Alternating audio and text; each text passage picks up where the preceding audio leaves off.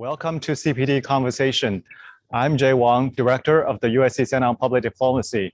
The program comes to you live from the USC campus, and thank you very much for joining us.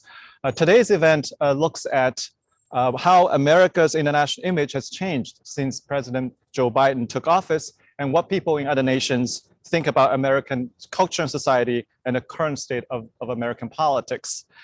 To help us explore these questions, we are very delighted to have Richard Wike of Pew Research Center with us. He will discuss some of the key findings from their latest study. Richard is Director of Global Attitudes Research at Pew Research Center. He conducts research and writes about international public opinion on a variety of topics, such as America's global image, the rise of China, democracy, and globalization.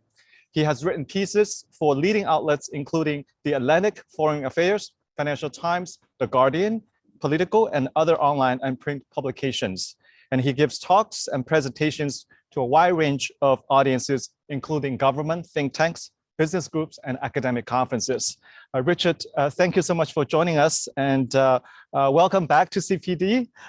So what we'll do is we'll have you first present some of the findings, and then we have a conversation, and then open up open up to the audience for questions. Yes, so the floor is yours. Great. Thanks so much, Jay. I really appreciate the chance to be here today. I've had the chance to work with you and some of your colleagues and your students in the past, and it's always a real pleasure.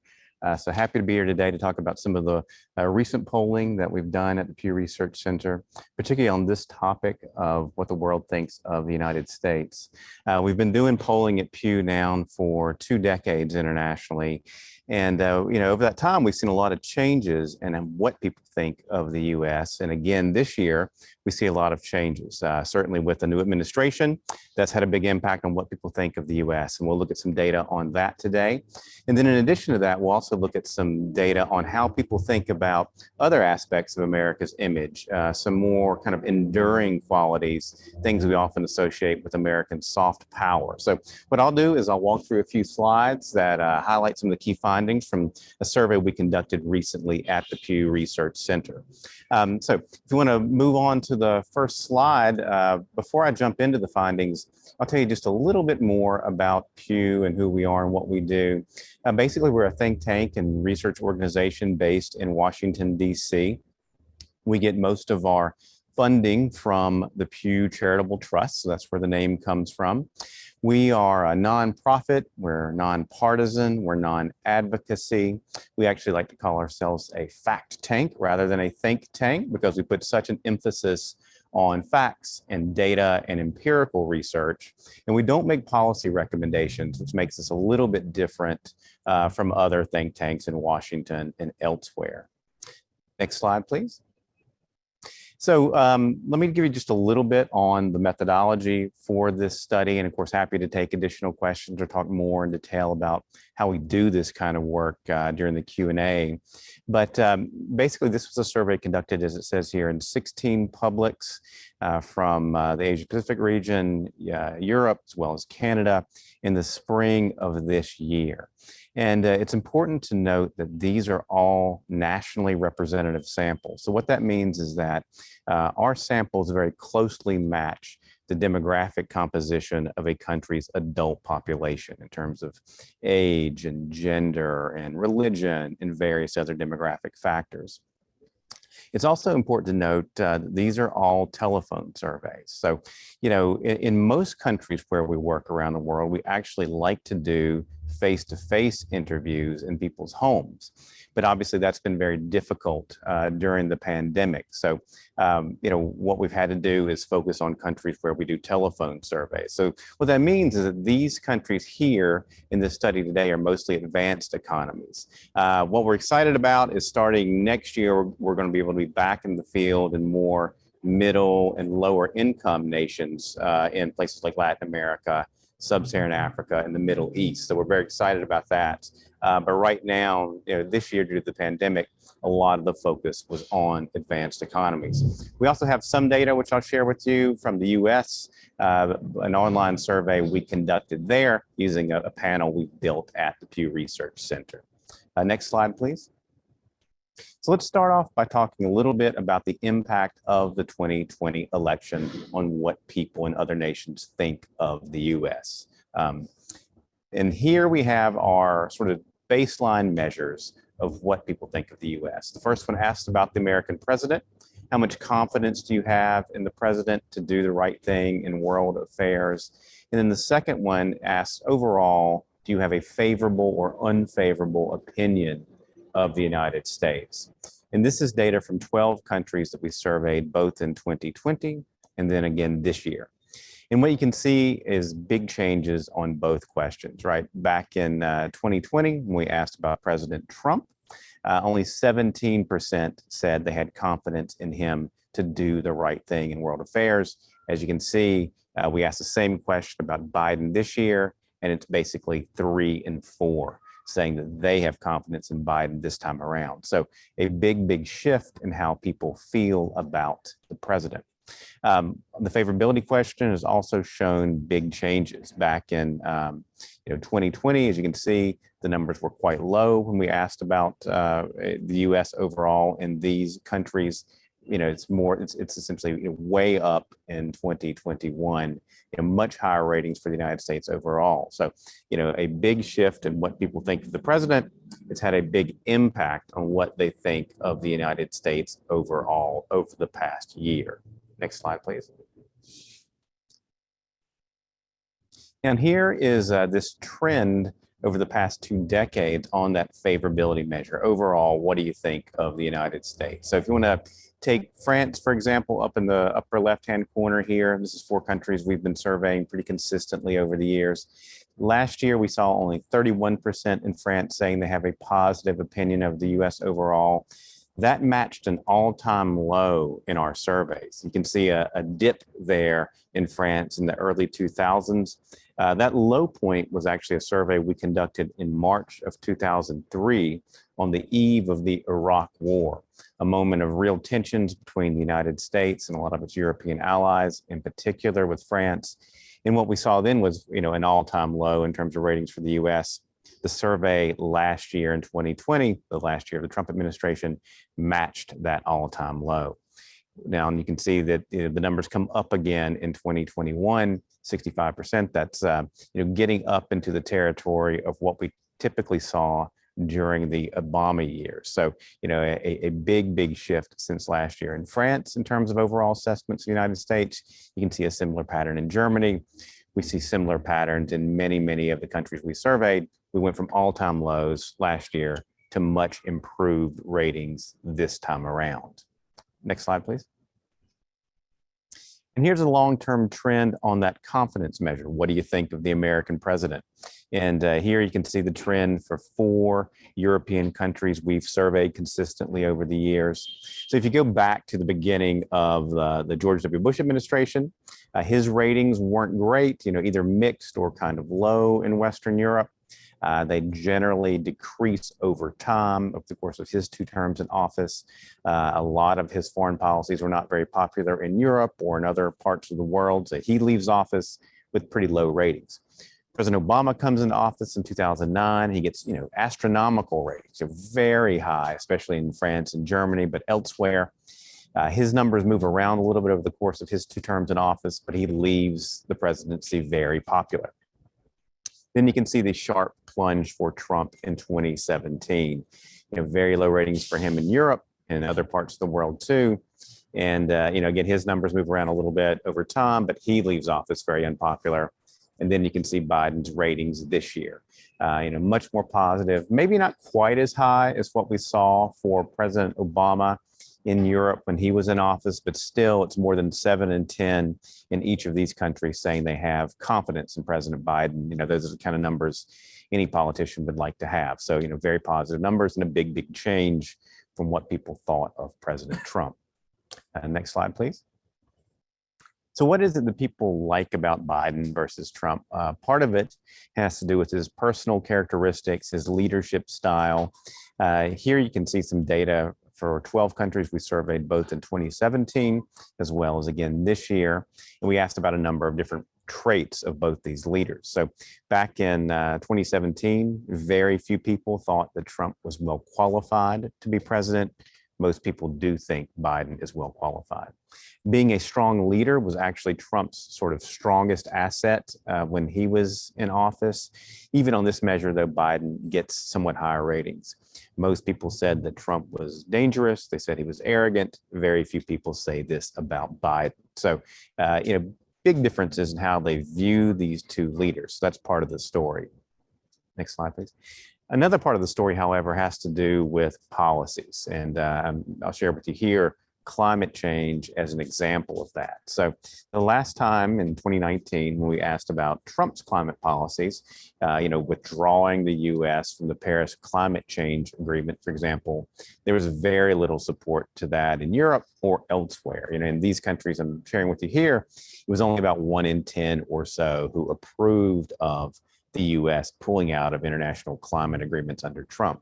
The opposite is what we see this time around, right? President Biden, very early on in his administration, had the US rejoin the Paris climate agreements, and roughly 9 in 10 or so in these countries say that's something they approve of. So, climate obviously very much on the international agenda over the last few weeks with COP26.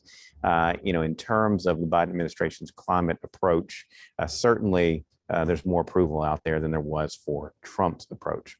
There's also a lot of support for the US rejoining the WHO, a lot of support for the idea of the US allowing more refugees into the country, and a lot of support for President Biden's idea of hosting a democracy summit, which is actually coming up December 9th and 10th. So on all of these various policy fronts, what we see is that there's a lot more support right now for America's approach. That people embrace sort of more multilateralist policymaking from the United States, typically in our surveys. And that's what we see again this year. And that's part of why America's ratings have gone up. Now, it's worth noting, we conducted the survey before the withdrawal from Afghanistan. A lot of things have happened even since we conducted the survey. So those are the types of issues we'll look at again in early 22 when we do another survey. Next slide, please. Still, there's lots of people, don't always like about the United States, even when it comes to, making foreign policy at a time when the president's pretty popular. This is a question we've asked a number of times over the years. Essentially, to what extent do you think the United States listens to your country when it's making foreign policy decisions? Not too much, not at all, a great deal, a fair amount. And people consistently say not much. People don't think the US listens to their country enough in making foreign policy decisions. And that's something that's been true across the 4 presidencies when we've been doing these polls, whether it's Bush or Trump. Maybe these numbers were a little more negative, but even under Obama and Biden, that's a common criticism of American foreign policy making, that we don't really listen enough to other countries and take their interest into account. Next slide. So foreign policy is certainly a big part of the story. Who's in the White House matters a lot, but so do other things. A lot of things we often talk about when we talk about American soft power, American culture, its society, its political system. So let's look at a few questions on that. Here's a battery of questions we asked this year about different elements of America's image. So it's technology, it's entertainment, military, universities, living standards, healthcare. So we read people this list of different things and said, for each one of these, tell me whether you think that compared with other developed countries, the US is the best, above average, average, or is it below average or the worst compared to those other countries? And you can see people differentiate between different elements of America's image. We get very high ratings in terms of technological achievements. About 7 in 10 across these nations say either the US is the best or above average. Quite well on entertainment, American music, movies, television is seen in a positive light. And that's been true in terms of other times we've asked questions like this in the past. The US military also gets high marks overall. A little bit lower when it comes to American universities. We'll look more at that one in just a moment, although it's still mostly positive. Standard of living, this is a kind of a mixed picture, right? A plurality say average. There's a significant number of people who say US standard of living is actually below average or the worst compared to other developed nations.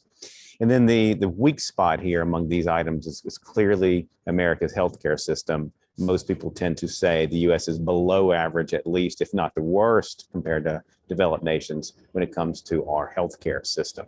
Interestingly, we asked Americans these same questions, rate your own country on this front. A couple things stand out there is, we tend to think that we have higher living standards than other countries think we do. And we also actually give universities a little bit lower of a rating than other countries do, which I was maybe a little bit surprised by. Next slide, please. So let's look at a couple of these in a little bit more detail. Here's the one on American universities, because we're at a great American university here today. And you see some differentiation across countries in terms of what people tend to think of American universities. Not many people think they're below average or the worst, but not a lot of people say they're necessarily the best either. And the US tends to get its highest marks in places like Greece, Spain, and Italy, a little bit lower on this front from places like the Netherlands, the UK, Germany. Next slide, please. In the Asia Pacific, maybe slightly higher ratings, at least in a few places compared to Europe. Mostly people saying that the US is either the best or above average on this front. Not many people thinking that the US is below average, although you've got a significant number of Australians who say that, it's the highest number on the survey in Australia saying we're either below average or the worst when it comes to universities. Next slide. Here's the question about America's standard of living. And on this one, you really do get, I think, some differences cross-nationally. Spain, Greece, Italy, pretty big numbers there saying the US is above average or better. Very few people say that in Germany, Sweden, or the Netherlands. And in fact, in Sweden, you've got a majority saying we're either below average or the worst. And here I think there's some correlation with how countries' own economic performance has been over the last decade and a half. Places like Spain, Greece, Italy, we've seen very negative views about their economic situation now for a long time, going back to the Euro crisis several years ago. And in those places where the US gets pretty high marks on this front, the opposite's true in some sort of Northern European countries or places like Germany, Sweden, Netherlands, where people felt relatively good about their own economy. They give the US lower marks when it comes to its living standards. Next slide. Here again, some differences across the Asia Pacific. Taiwan, South Korea, mostly good ratings from the US, much less so in New Zealand, Australia. Again, some places where people have felt pretty good about their own economy. They give the US lower marks for its living standards. Next slide. Now, one thing we see fairly consistently when we ask about these kind of soft power elements of America's image is that young people tend to be more positive. And certainly that's true when it comes to American entertainment. It's also true when it comes to universities as well, but I think we see some of the biggest differences on pop culture. So if you look at, Taiwan, for example, at the top of this slide, you can see that among Taiwanese 18 to 29-year-olds, a huge majority say that they, kind of admire the US for its movies, its television, its music. It's much, much lower among Taiwanese who are older, 65 years and older. And you can see similar kind of patterns across many of the other countries where we did the survey. Next slide. And you can see again, essentially in every country where we conducted the survey, there are these differences, including the US. You can see the US down there at the bottom of this plot. And the differences aren't as big in the US, but even in the US, there is some relationship with age. It's younger people who have more positive things to say about American popular culture. Although it's interesting, the US is the one place where the youngest age group, 18 to 29-year-olds, are not the most positive. So I wouldn't make too much of that. Difference isn't huge, but it's a little bit interesting that the pattern on age is a little bit different in the US compared to what we see elsewhere. Next slide. Now, one of the issues we wanted to look at this year was perceptions of discrimination in the United States. Obviously, the Black Lives Matter movement has gotten a lot of attention in the US and around the world over the past couple of years. And I think this issue is one we wanted to learn more about. So we asked people whether they think discrimination based on race and ethnicity is not too much of a problem, not at all a problem, a somewhat serious problem, or a very serious problem in the United States. And as you can tell, huge majorities, more than 80% everywhere, say that they think this is a serious problem, and majorities just about everywhere say they think it's a very serious problem in the United States. So, obviously this problem of racial and ethnic discrimination is something that people see as being very serious for the most part in the US. And if you want to move to the next slide. And here you can see in the Asia Pacific region is same thing, large majority saying that discrimination is a big problem in the US. And the same is true among Americans. When we ask them about their own country, it's more than 7 in 10 who say that discrimination is a big problem here. And we also asked people about discrimination in their own countries, and they said it's a problem with their countries as well. But they were more likely to say that it's a problem for the United States than it is for our own country. So yes, it's a problem for us, people said, but it's an even bigger problem in the US. Next slide.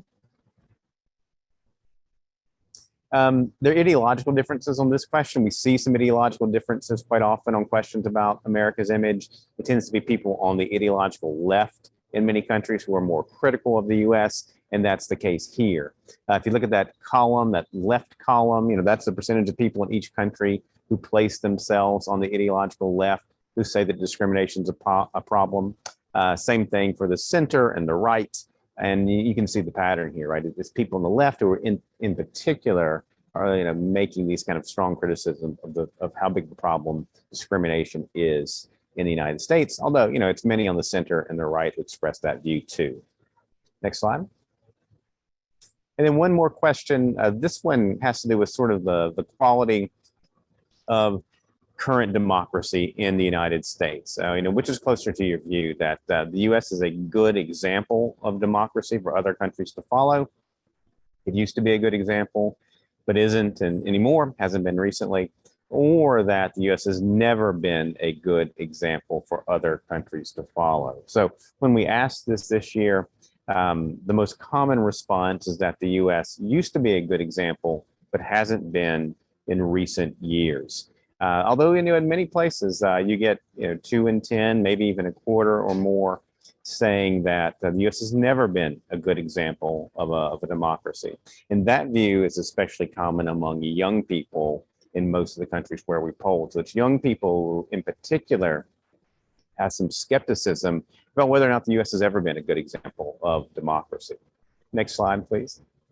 Same thing in Asia Pacific region. Again, the most common response is that the US used to be a good example, but hasn't been recently, although many, particularly in Australia and New Zealand, tend to say that the US has never been a good example. Next slide.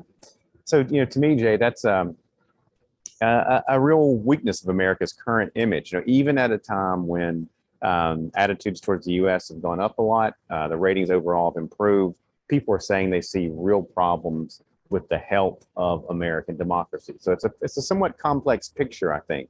There are things that people like about the US. Certainly it has soft power assets. They're happier now that we've had a change in administration, but people have real concerns on certain fronts, essentially about how American society and American politics are functioning.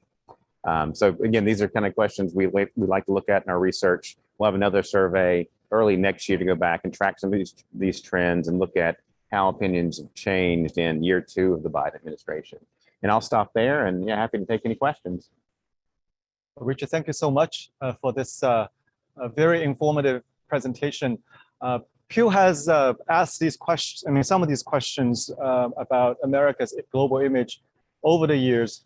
And is this the first time that you have a survey that focuses exclusively on America's soft power standing?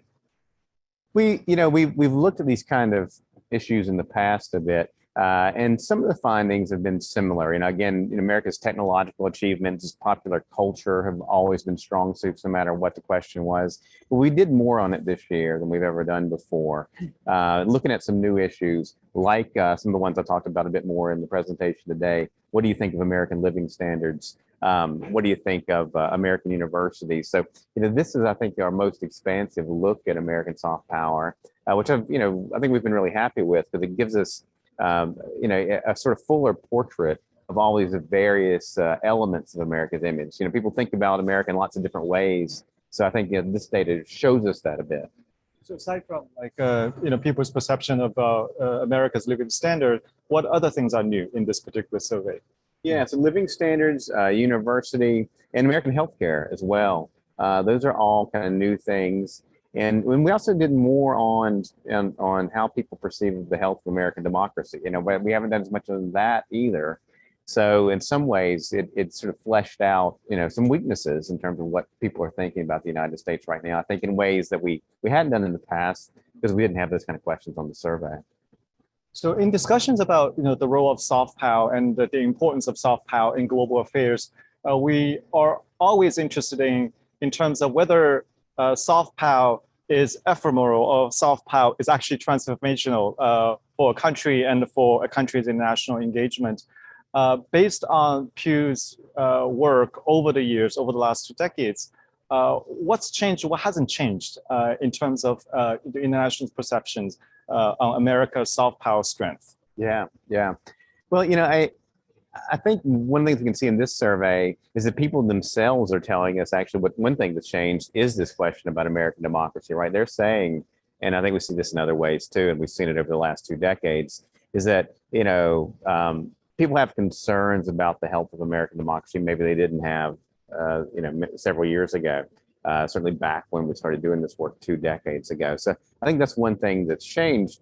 And it's part of the broader conversation about the health of democracy all over the world, right? I think it's something that this democracy summit will be focusing on, when it comes up in a couple of weeks, is that there's just real concerns about the health of democracy and supposedly well-established democracies around the world, including the United States. And we see some of that reflected in our surveys.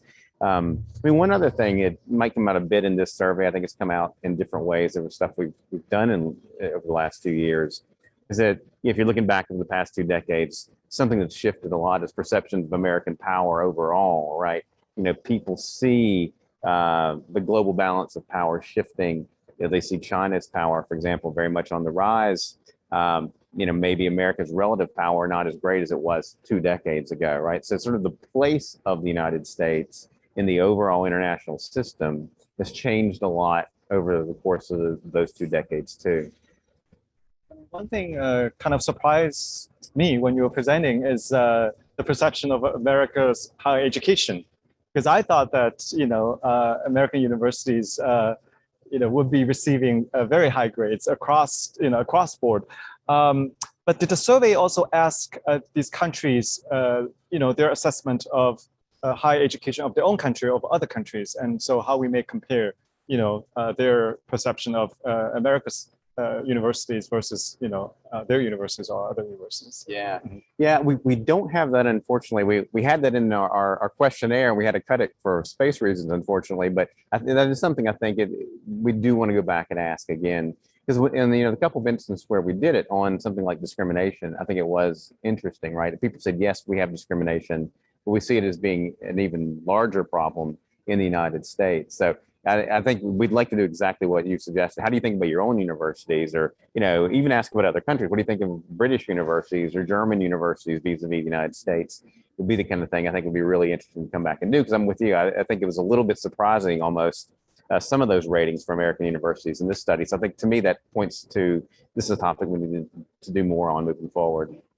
I have a question about just on the methodology side of the survey. Are you finding it more and more challenging to do this kind of a survey, to field this kind of a survey? As in general, people are, at least in this country, are less willing to answer survey questions, whether it's online or through telephone. I don't know about your experience in this case globally. Are you also finding it more difficult to do this kind of survey? And what measures have you taken to ensure the validity of their responses? Yeah, certainly, lots of challenges, as you note, in trying to do this kind of work.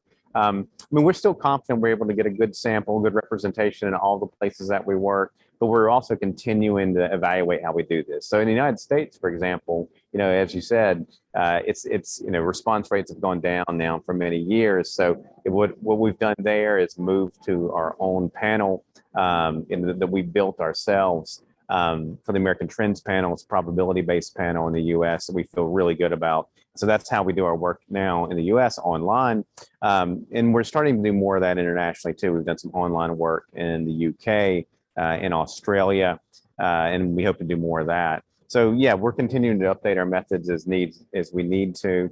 In some parts of the world, we're actually going to move towards phone, right? It kind of depends on what you're talking about. In some places where we've done face-to-face interviews that have been difficult, of course, during the pandemic, one of the things that we want to do is, use phone surveys there. So we tend to look at a country-by-country basis and see, what makes sense for a given country and shift what we call the survey mode, how you do this work, how do you contact people, depending on what makes most sense for that particular country.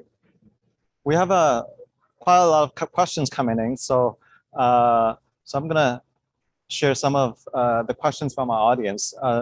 So first question from the audience is, to what extent is it accurate to compare Trump presidency, so the end of Trump presidency, with Biden's beginning? In other words, what's the margin of difference due to the remaining presidency period for Biden? Yeah, so sort of like the first year may not be the same as the last year, I guess, in any given administration. I think that's a relevant point. I mean, certainly you could look at Trump's 4 years and last year in office, compare that to Obama's last year in office, or maybe the end of his first term in office, or something like that. So I think there are different comparison points you would make. Overall, though, I think no matter what the comparison point you pick is, what comes through to me is that especially in Europe, but in other parts of the world as well, people didn't like Trump's approach to American policies, right? They didn't like the kind of withdrawing from international agreements on things like climate or trade, the Iran nuclear deal. They didn't like the U.S. putting up barriers between itself and the rest of the world. Something like the wall on the border with Mexico being an example. So, that was unpopular. And what they've liked more about Biden is a more multilateralist approach to foreign policy making so far. Again, joining WHO, rejoining the Paris Climate Agreement, things like that. That's often what people kind of want to see from the United States. So, the numbers might vary a little bit depending on what year you pick, but I think the overall pattern will hold up in terms of this is what people want to see from the U.S. In terms of international cooperation versus a more kind of isolationist, or at least an approach from the Trump administration that wasn't as pro-engagement. So one audience member wants to know what happened to the so-called anti-Americanism, which is one of the notions and frames people use to look at international perceptions or antagonism towards America. And people like me, I'm just reading the question, discussed anti-Americanism at length for years, but now no more. So I don't know if you have any comments on that. That's an interesting comment, I think. Yeah, I mean, I do think, of course, you go back to like the Bush era, there were all sorts of books and articles, and, the term anti-Americanism was very common. Even when you saw the downturn in, America's image overall during the Trump years, that term maybe didn't come back quite as much. I'm not quite sure all the reasons behind that, but I do think that the negative views we saw of the U.S. during the Bush years were a little bit different than what we saw during the Trump years. Maybe the numbers themselves looked a lot alike, but the causes behind it were a little different. During the era when everybody talked about anti-Americanism during the Bush presidency, that's when the U.S. was sort of seen as this uber power, right? This hyper power, kind of extending its power around the world in unrestrained, unchecked ways, and that led to a lot of pushback. A lot of anti-Americanism, as people talked about back then. I feel like it was a little bit different under Trump. It's a lot of the negativity towards the U.S. wasn't about it necessarily extending its power around the globe in unilateral fashion, as much as it was about the U.S. kind of pulling back from some international commitments, not engaging with other countries to solve global challenges. So maybe the nature of what people didn't like about the U.S. is part of the reason why we didn't see the same terminology in those eras. Although I'd be interested to know what your questioner thinks too. I'm sure he or she may have some thoughts about that too. Here's a question specifically about U.S. image in developing countries.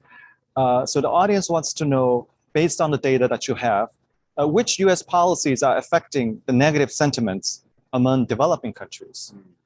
Well, that's interesting. I wish we had more middle, lower income countries in this study. As I said, that's something we're very optimistic we're going to be able to start doing again next year. So we haven't been able for the last 2 years to really look at what lower and middle income countries think of the U.S. But based on what we've done in the past, I mean, the patterns often are pretty similar, right? What people want from the U.S. is often kind of engagement. In poorer countries, things like American economic involvement, in terms of investment and trade and things like that, has often been seen in a pretty positive light. The same sort of skepticism about the use of unilateral military power by the United States seen in a negative light in other parts of the world that weren't in this year's studies. The broad patterns or trends tend to be the same, although there are regions of the world that sort of have stood out in the past, at least, for being especially negative. The Middle East and North Africa have been parts of the world where no matter who was in office, we've tended to see pretty low ratings for the United States, again, even during the Obama era.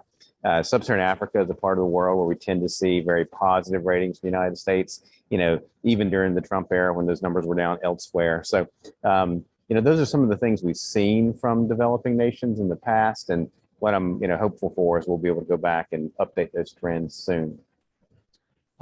So do international publics feel like the U.S. is a consistent global leader given that our policies change with the presidency?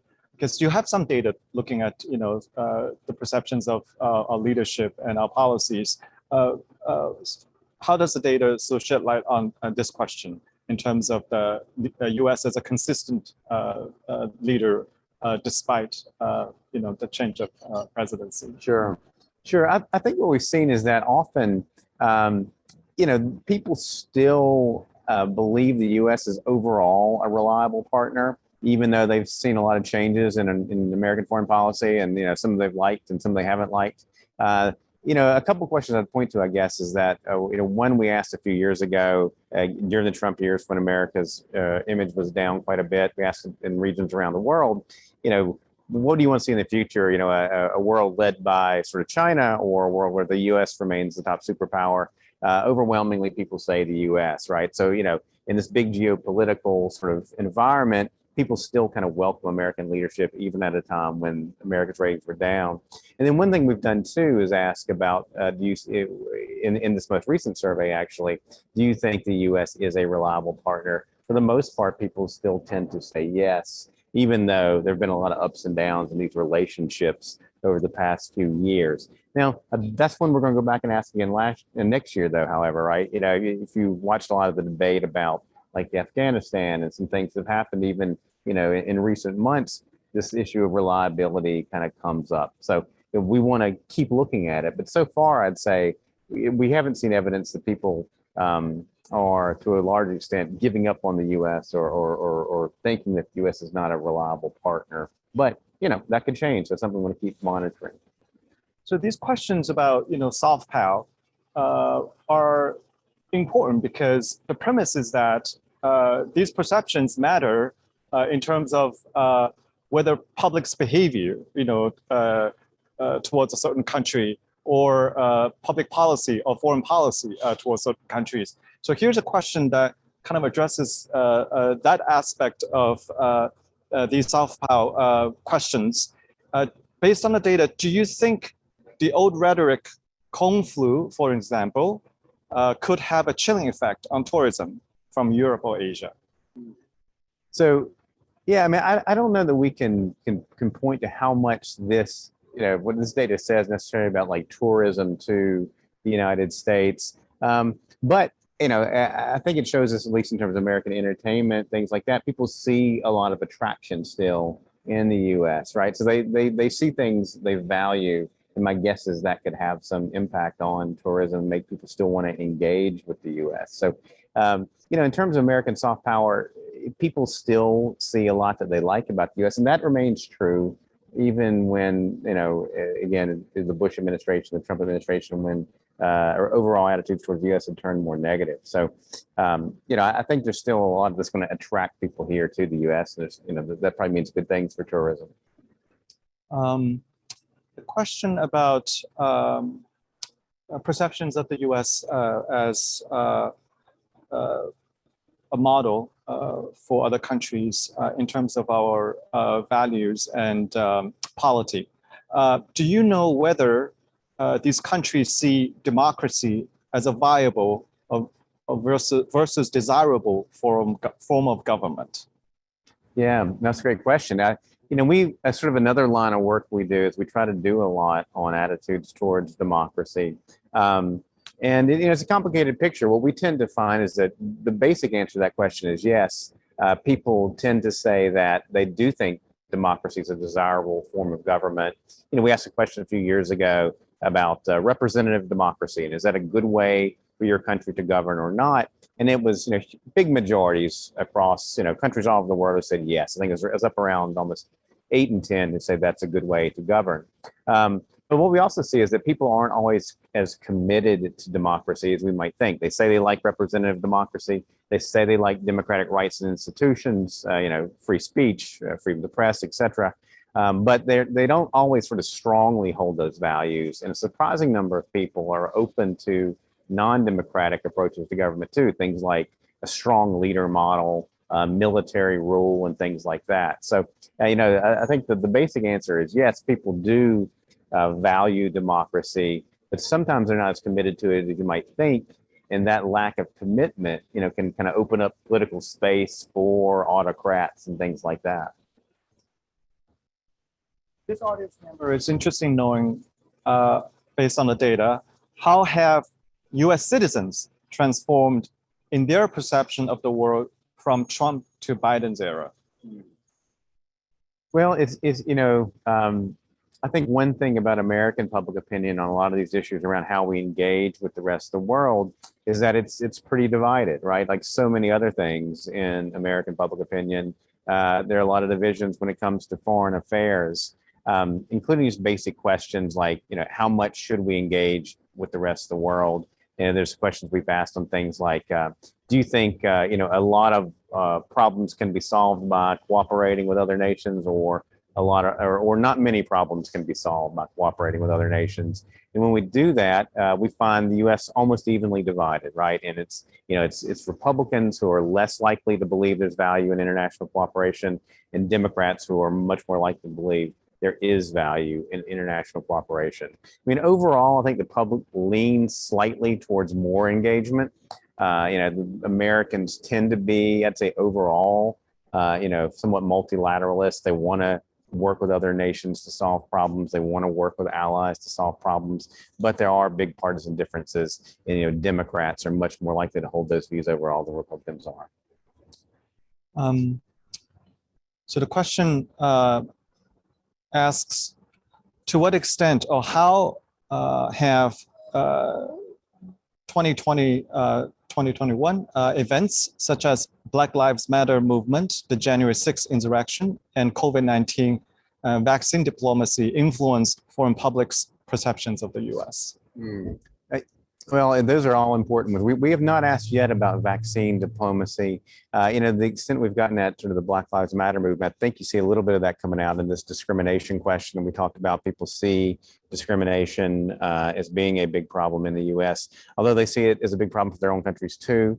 And as we know, one of the things about Black Lives Matter is obviously it's been a big issue here, but it's taken off and become an issue, in lots of other parts of the world too. It's sort of led to people questioning problems around racial and ethnic discrimination in their own country. So I think seeing it as sort of a global phenomenon is part of what comes out of our surveys too. And I think you also mentioned the pandemic.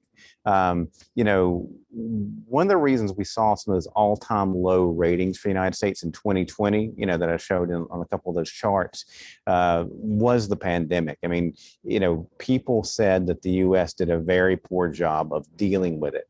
And people also said China did a bad job of dealing with it, but they were even more negative about the United States and how we handled the outbreak. And that was one of the big reasons why we saw ratings for the United States plummet in 2020 and reach some of those all-time lows that we hadn't seen since the Iraq War era. So, the pandemic overall is something that's led people to sort of question, I think, the United States and our ability to handle big challenges. So that's been a big part of the story when you're talking about America's image over the past couple of years. So in those countries with the most negative views of the US, what specific areas of criticism most stand out? Well, I think if you look at this year, certainly some of these issues about American politics and society stand out to me. Again, seeing that there's discrimination in the United States, not believing American democracy is functioning the way that it used to. And in some countries too, it is things like not as having a good view of America's economic model, of its healthcare system. In some of these countries where we see lower ratings for the U.S., I think that people see more problems in American politics and society. Now, it might be a somewhat different story if we were able to include a few, a different mix of countries. But in these particular nations we looked at this year, I think those kind of weak spots in America's image are important. When you first look at the data that just came in, anything surprised you? I think that it was striking to see the findings on, how much people are worried about American democracy. And I do think the one you and I both talked about a little bit too on American universities was a little lower than I would have thought. If I'm admitting I'm surprised by a little bit, maybe I was surprised that one was as low as it was. And Americans also, not necessarily certain that their universities are, better than in other developed nations. So that was one, again, where it looks a little bit different than I might have thought. And I think it calls for further sort of investigation with some of our surveys moving forward. Were there questions you wanted to ask, but they were not, included in this particular round of survey? Yeah, I think, one of the things that we'd like to do more of maybe isn't exactly about the United States, but a lot of what we want to do, I think we'll find some time to do this in future surveys, is figure out ways to do more direct comparisons of American soft power and China's soft power, which we've done a little bit of the past. We even have a little bit of that here in this survey. There's a question where we ask people, do you think the United States respects the personal freedoms of its people? People mostly say yes, but we ask the same question about China, and people, overwhelmingly say no. So I think that's the kind of thing we might want to do more of, is finding where are these, given that there's a sort of geopolitical competition out there between the United States and China in different ways. There's obviously two very different models of governing between the United States and China. I think in particular, when we go to more countries in the Asia Pacific region, more countries in, Africa and Latin America, those kind of questions about the competing models from the United States and China and competing elements of Chinese and American soft power are the kind of things we'd like to do more on. So, that's a big part of what we want to do, is look at the U.S., but not only look at the U.S., look at the U.S. vis-a-vis other countries, China in particular. Well, here's a question about the method. To what extent we can judge the rise or decline of soft power after reading the report? Can you judge the rise of American soft power? Yeah, I think that overall, you would look at this report and say there's been a real increase in American soft power over the past year, just because overall people are feeling much better about the United States. Who's in the White House doesn't determine everything, but it certainly has a big impact, right? Especially if the policies change and the approach to world affairs changes. So, overall, we've seen a big shift in terms of what people think of the U.S. I think that enhances America's soft power in lots of different ways. At the same time, it's worth noting that there's still some real weaknesses there. There are things that people say aren't working very well with the United States. So the trend, I think, is that it's up, but they're both strengths and weaknesses when you look at American soft power right now. Here's a question about the policy area regarding migrations.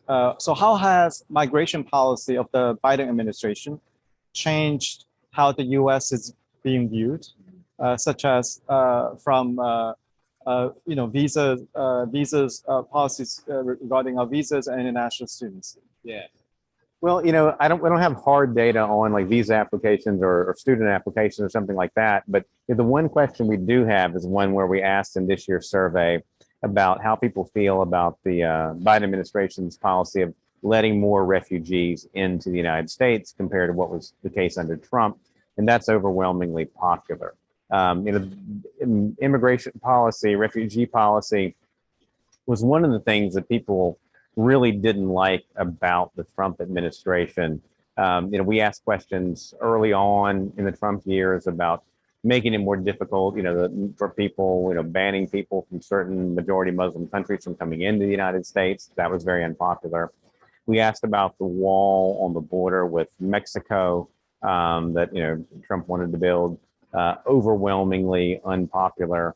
There might have been pockets of support for some of those things in certain countries, but overall, those kind of things were part of the reason why people didn't like Trump's leadership and why America's ratings went down during that period of time. So, to the extent that Biden is opening things up a bit more, that's the kind of thing that people receive well. As I said, they don't, what we've typically seen in our surveys, again, there are always some exceptions, but in general, people don't want to see the U.S.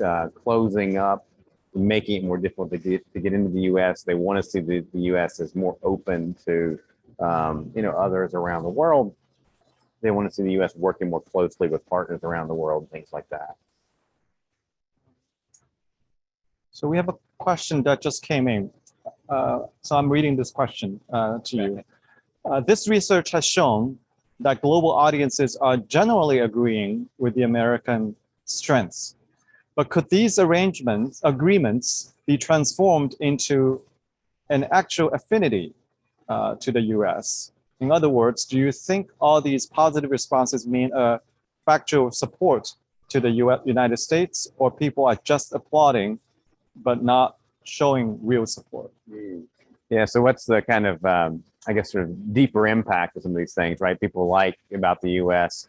I guess to me, one way to think about it is that some of these things about American culture or society or the American model in different ways that people do like, create this kind of reservoir of goodwill towards the United States. So, and if you look back over the past 2 decades, again, we've been doing this sort of work. That reservoir, I think, is something the U.S. can kind of draw on in different times and in different ways. It's there even at times when people are not very happy with the U.S., right? They're not happy with who's in the White House, or they're not happy with one particular policy. The fact that they admire or kind of embrace these things about American culture and society means there's this sort of, underlying goodwill towards the United States. And then when the policies change, you see those numbers come back. So in some ways, these elements of American soft power, to me at least, they create this kind of foundation for the relationship with the U.S. or for the way people think about the U.S., right? That allows, the numbers to kind of come back, even after periods of really intense disagreement with the U.S. and periods where people are really unhappy with America. There's still that underlying goodwill, and that helps keep the relationship going. It helps people's attitudes, I think, over the long haul, be more positive about America. You give us a preview of your next year's survey. What's going to be new, or any new thinking about next year, the study? Sure. Well, I think one of the things is, we're not sure exactly what countries we'll be in yet, but I think we're going to be in more countries. So that's one thing we're really excited about, is just to ask some of these same questions in places that weren't in this year's study. So we're excited about that. We'll certainly want to look at any changes in year 2 towards President Biden. We want to look at, the impact of the Afghanistan withdrawal. Certainly was a big story. Does that have any impact? Do people, how do people feel about that? So, some areas around the American foreign policy. We'll want to do some comparisons with China and its image as well. And then there's some other topics we want to look at in our surveys too. I think we're sort of interested in, more on democracy, more on kind of digital democracy. So we're still sort of figuring out exactly what we're going to do, but I think we have some exciting stuff in next year's survey too. Mm-hmm. One audience member is interested in knowing whether, in terms of whether religion factor in current perceptions of the U.S. This is an interesting question. I don't know that in these countries we saw a lot of differences according to people's, religiosity or anything like that. But it is a part of what people tend to think about the U.S. We've seen that people think that the U.S., for example, in Europe in particular, they say that they think the U.S. is a very religious country, right? Where the U.S. is sort of on measures of religiosity and things like that, would be a much more religious country where Europeans are much more secular. And that's part of what Europeans tend to see in the U.S. They look at us, and say, okay, the U.S. is a much more religious country than what we tend to see in Europe. Now, other parts of the world, other more kind of developing nations, things like that, they see the opposite, right? Their levels of religiosity are much higher than what we see in America. And they think of the U.S. as a less religious country than their own. So it's kind of interesting how a given country's own level of religious belief and commitment influences how much they think of the U.S. as being a religious country or not. Here's a question from the audience. Do you feel these results might reflect levels of nationalism and isolationism that have risen in the last few years? In terms of, your own country's level of isolation and nationalism. I mean, I guess the way I'd look at it is that, in terms of what people want from the United States, they want less nationalism and isolationism, right? What they're looking for is sort of engagement from the U.S. So, to me, that's how this plays into it, right? Just in the U.S. is more isolationist.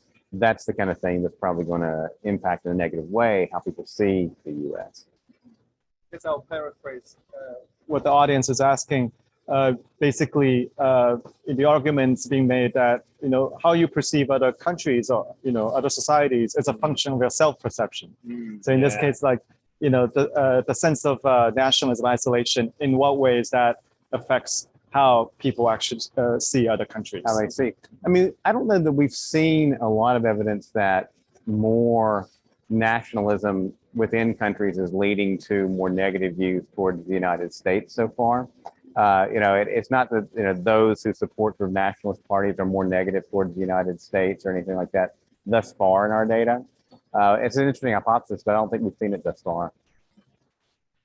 So I want to go back to the very beginning when you were explaining the methodologies, and many now do online surveys and tracking online, opinions. And what's your view on that? Yeah, I think we certainly want to do more online research around the world. In the United States, that's basically how we approach these things now. Is we do an online survey in the U.S. We have our own probability-based panel, which we feel is a really good way to survey the American public now and gives us like a rich set of data to draw on. So we feel very good about it in the United States. We've been pretty cautious about doing it in other countries until we feel confident, we really understand the methodologies being used for online research in other countries. But we're starting to do that as well. Actually, in a few days, we're going to put out a report based on data we collected from an online panel in the UK and an online panel in Australia. So that's going to be some of the first time we've actually done online work outside of the US. So that's, it's increasingly something that we want to do. And I think we will do more of it in the coming years. At Pew, though, we really do put a big emphasis on quality, making sure we have the rigor we want. So we're kind of slow to move into some of those spaces, right? Because we really want to be sure we understand the methodology and how an online panel works in a given country. So I think you'll see more of it from us moving forward, but it's going to be kind of incremental, because we want to make sure we feel good about these panels, feels good about them as we do about the ones we've done here in the U.S. Well, many of us in academia, reference your work, and it is one of the very few actually public opinion polls out there that we have the confidence, in citing because of the rigor that these studies embody and also the independence. So thank you very much. Thank you very much for sharing the findings from the latest study. And they provide a very valuable framework for us to think about our current America soft power standing around the world, and a very important fact base for both researchers in academia and also for policy research and policymakers. So thank you, Richard, for joining us today, and thank you all to our audience for joining our program. I look forward to see you at our next event. Thank you.